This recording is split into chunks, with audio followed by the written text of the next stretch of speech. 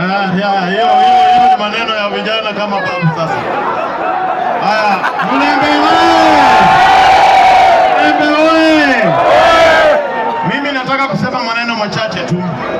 Ya kwanza nataka kusema hivi. Nyinyi kama watu wa Mulembe mlisimama na baba safari 4 za uchaguzi wa urais. Kweli au si kweli? Kweli au si kweli?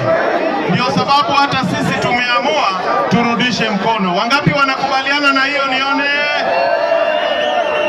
Baba alikuwa ametengeneza uhusiano wa jamii wengi Kenya hii. Lakini tulikuwa chini ya chama ilikuwa inaitwa ODM.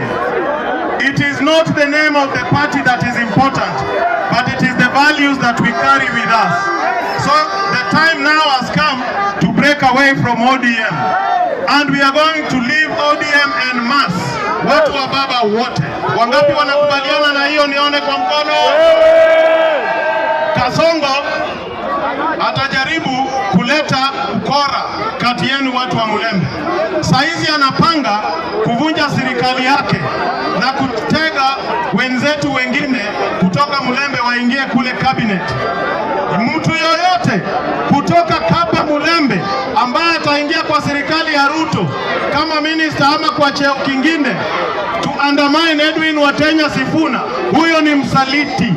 Huyo atakuwa nani? Atakuwa nani? Na mkiona akivunja serikali na aseme amechagua mmoja wenu, ujue huyo ndio msaliti Karoli alikuwa anasema. Ya mwisho nataka kusema hivi. Msikuwe na hofu.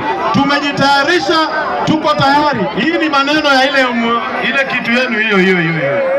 Haya, amepata vitu zake. Sasa nataka kusema hivi. Mliona Al-Kalau? Walipewa kila kitu, lakini wakatumia akili yao. Tunataka kuona Al-Kaluya hapa kwenu. Wangapi watafanya Al-Kaluya? Hata Kisumu tutafanya Al-Kaluo. Asanteni sana, Mungu awabariki.